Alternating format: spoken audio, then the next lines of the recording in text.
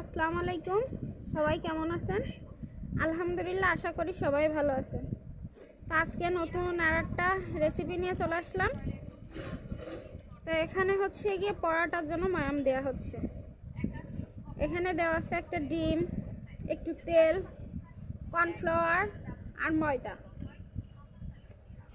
দিয়ে ভালো করে মিশিয়ে পানি দিয়ে মাখিয়ে নেওয়া হচ্ছে।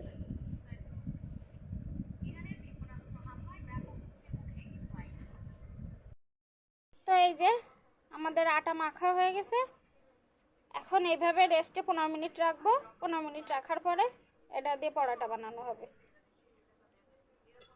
এবার আমরা রান্না করব মুরগির মাংস। চলেন মুরগির মাংস রান্না করা যাক। করে নিব, আপনারা সঙ্গে থাকেন।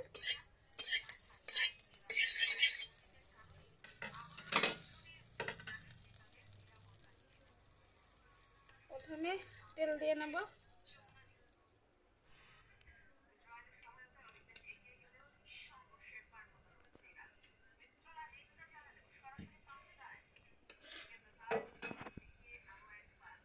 তেলের মধ্যে পেঁয়াজ দিয়ে আগে ভেজে নেব।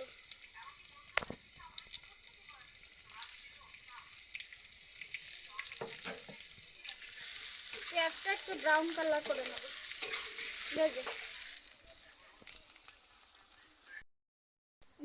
পেঁয়াজ ব্রাউন কালার হয়ে গেছে। এখন একে একে এর মধ্যে মশলা দিয়ে নেব। রসুন বাটা, ঝাল বাটা,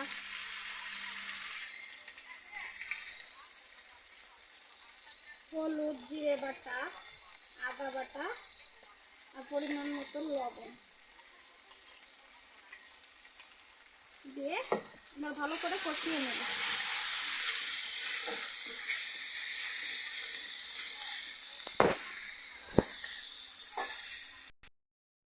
মশলা কষানো হয়ে গেছে প্রায়। এখন এর মধ্যে আমি মাংস দিয়ে দেব।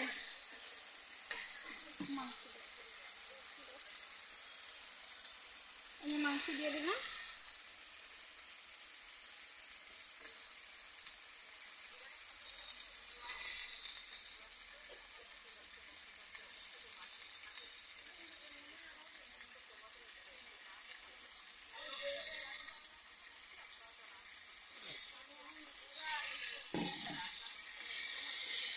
মাংস দিয়ে ভালো করে কষিয়ে নেব।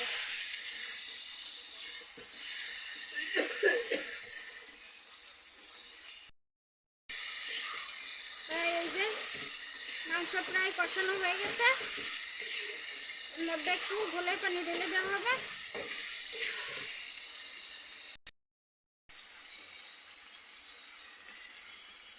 বন্ধুরা, কষানো হয়ে গেছে। এখন গরম পানি ঢেলে দিচ্ছি।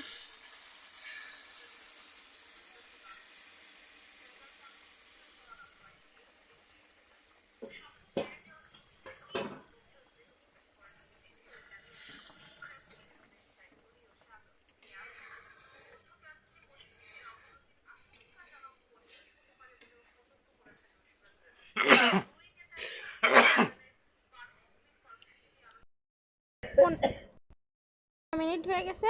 15 মিনিট পরে এই যে ময়দার অবস্থা। এখন এটা দিয়ে পরোটা বানানো হবে, দেখতে থাকেন।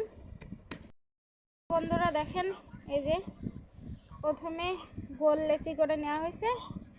এরপরে পরোটা বানিয়ে নেওয়া হবে। থাকুন আমার সঙ্গে, আস্তে আস্তে দেখতে থাকেন যে কিভাবে বানানো হয়। এই যে পরোটা ভেজে নেব। এই যে দিয়ে দিলাম।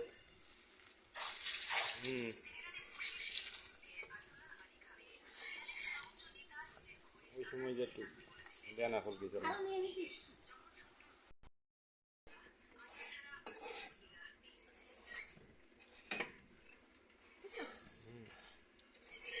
তো এই তো পরোটা ভেজে নিচ্ছি। দেখুন কতটা সুন্দর হচ্ছে। হালকা করে মুচমুচে করে ভেজে নেব।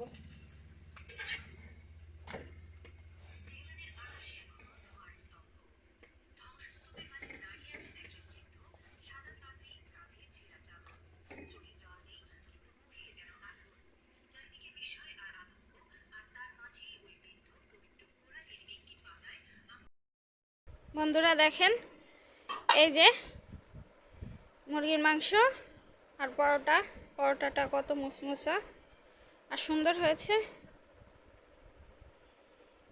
তো এরকম নিত্য নতুন ভিডিও দেখার জন্য আমার চ্যানেলটা সাবস্ক্রাইব, শেয়ার, কমেন্ট, লাইক করবেন আর আমার পাশে সবসময় থাকার চেষ্টা করবেন, যাতে আপনাদের নিয়ে আমি সামনে আগায় যাইতে পারি। সবাই আমার জন্য সেই দোয়াই করবেন।